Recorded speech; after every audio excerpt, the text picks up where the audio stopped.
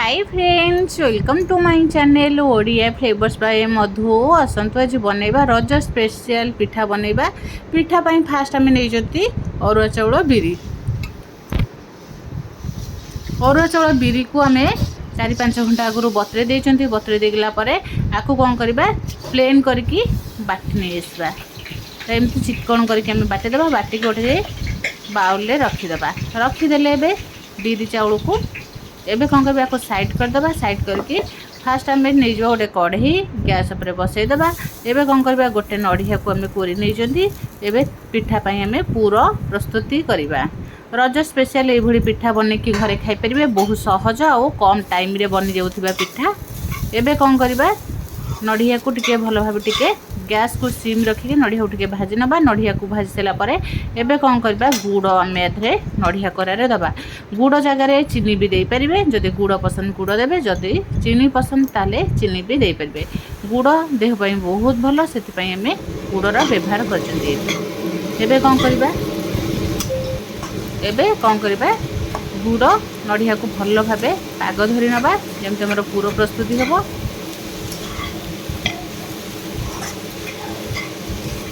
Gas को SIM रखिके गुड़ नड़िया को भाजिले गुड़ आस्ते आस्ते मेल्ट हो।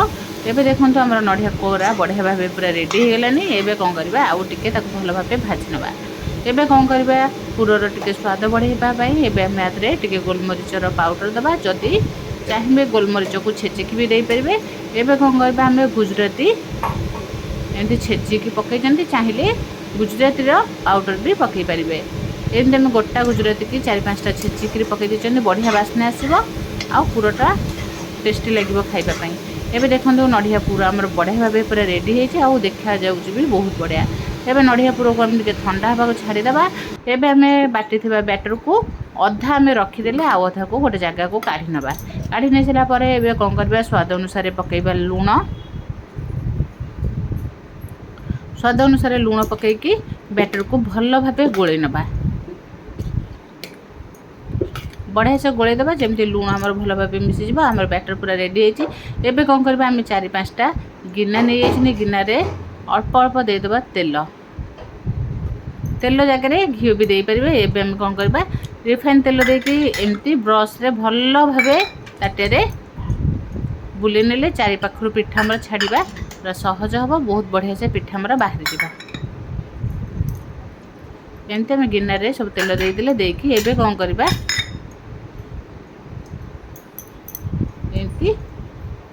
गोले रखी आमे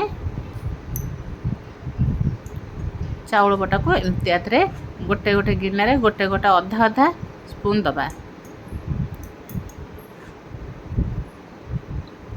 चाउल जेथरे बाटी पे चिकन करके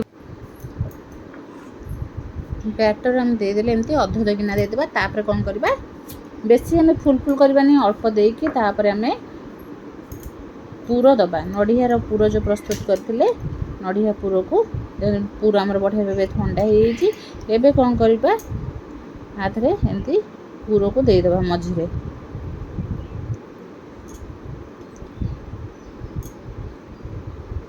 एमती भल भाबे टिके पूरा दे देले पिठाटा खाइबा को पाटी को बहुत बढ़िया लागिबो। तापर गुड़र आम पूरा बनई पिठा बहुत बढ़िया देखा जिवो और सुंदर देखा जिवो। खाइबा को भी बहुत टेस्ट लगिबो।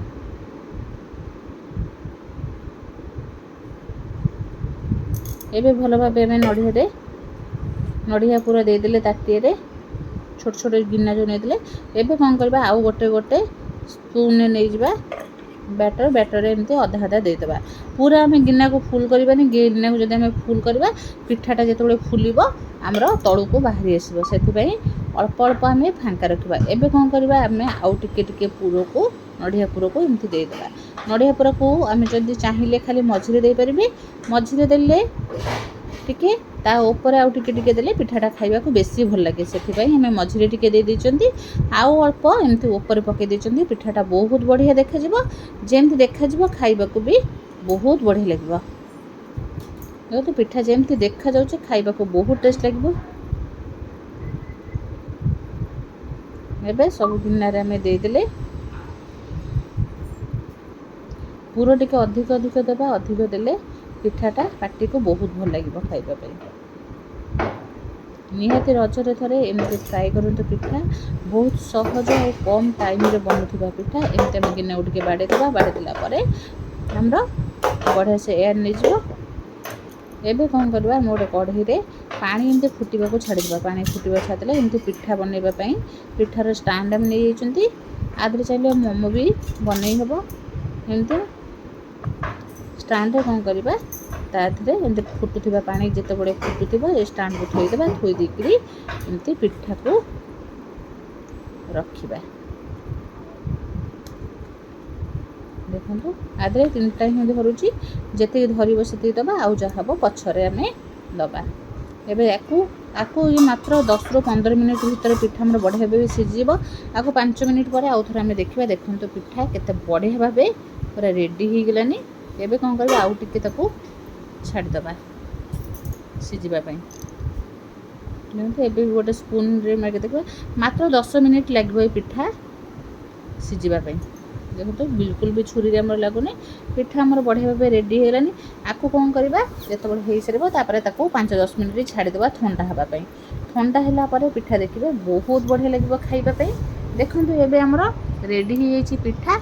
ନିହାତି ଥରେ ଘରେ ଏଇଭଳି ସହଜ ଉପାୟରେ ପିଠା ବନେଇକି ଘରେ ରଜରେ ଖାଇପାରିବେ କିମ୍ବା ବନ୍ଧୁବାନ୍ଧବ ଘରକୁ ବି ଦେଇପାରିବେ। ନିହାତି ଥରେ ଘରେ ଟ୍ରାଏ କରନ୍ତୁ।